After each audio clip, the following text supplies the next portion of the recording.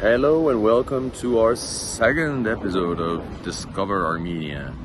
We're still in Yerevan, the capital of beautiful Armenia, but also the flagship, obviously, of this amazing, wonderful nation. And as you can see, it's building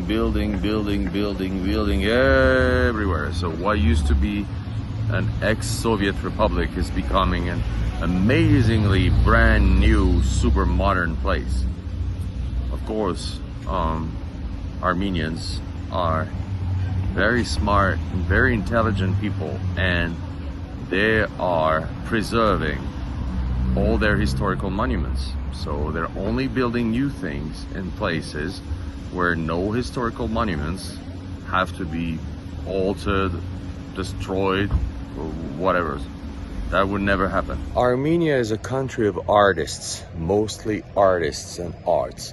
Of course, as most of you know, is the first Christian nation in the world since 301, 50 years before Rome. But it's also a very famous country for its artists. So, because of that, in Yerevan, there are museums everywhere. And in Armenia, there's museums everywhere. Right now, we're on the main avenue of Yerevan, which is called Mesrop Mashtots Avenue.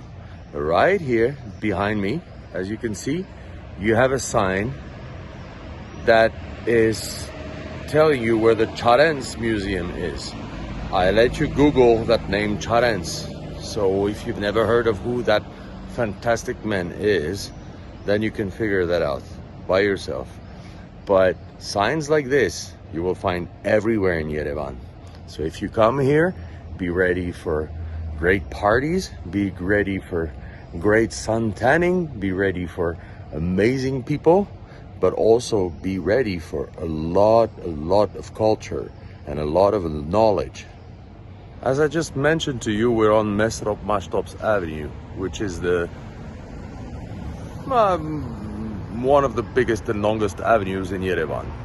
Mesrop Mashtots is a monk from many centuries ago who created the Armenian alphabet. He also did create the Georgian alphabet, as a matter of fact. I'm here on Pushkin Street. I'm not going to tell you who Pushkin is. Most of you know who it is, and who those you don't, I'm sure it's because you're too young. Just Google Pushkin.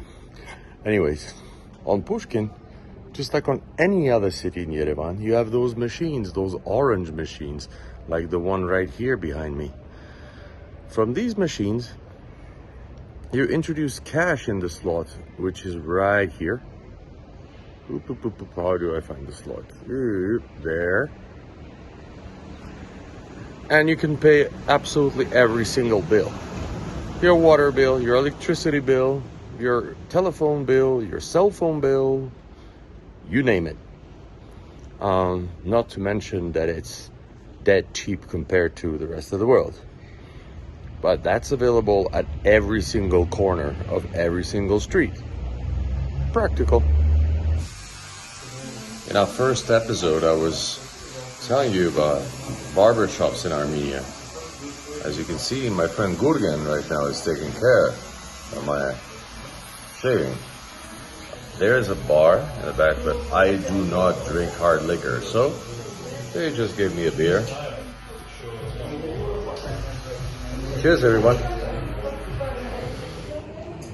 Oh, it was so nice to have a nice shave. Now, as I said, every single restaurant is open for breakfast, lunch, and dinner. So now it's 11 a.m. and I'm in this amazing restaurant, which is called Antep. And my brother Armen over here. Hi, Armen. Hi. What's this? Love. Love or shot love? Very well. Very love. And my brother Armen over here is going to prepare me some sarma and gavalma, which are Armenian specialties. And in the meantime, he's gonna sit down with me and we're gonna chit chat because he starts his service only in 1 hour. In Armenia, you can do things like this. show up at the restaurants 1 hour before they open, order stuff to take away to your house for yourself, and sit down with the boss and chit chat with him. And if there's a Nardi game, a backgammon game, or if there's a chess game, you can even play chess or backgammon with them. If you're nostalgic from the Soviet times, Yerevan is the ultimate place to see absolute jewels like this beautiful Zhiguli right here. Yerevan is a place where everybody has to feel comfortable and happy. There are places for humans, there are places for dogs, and there are even places for birds, where they make little houses like this and they put food every day so the birds can go make their nests in there and eat. Outside of Moscow and St. Petersburg, Yerevan is the place of the ex-Soviet Union where you will find the nicest, most beautiful and greatest hotels. As a matter of fact, the greatest hotel of the whole Caucasus is in Yerevan. And you have a lot of really amazing 5-star, 4-star hotels, which are at completely European, American, Western standards, if you'd like to say, everywhere in the city.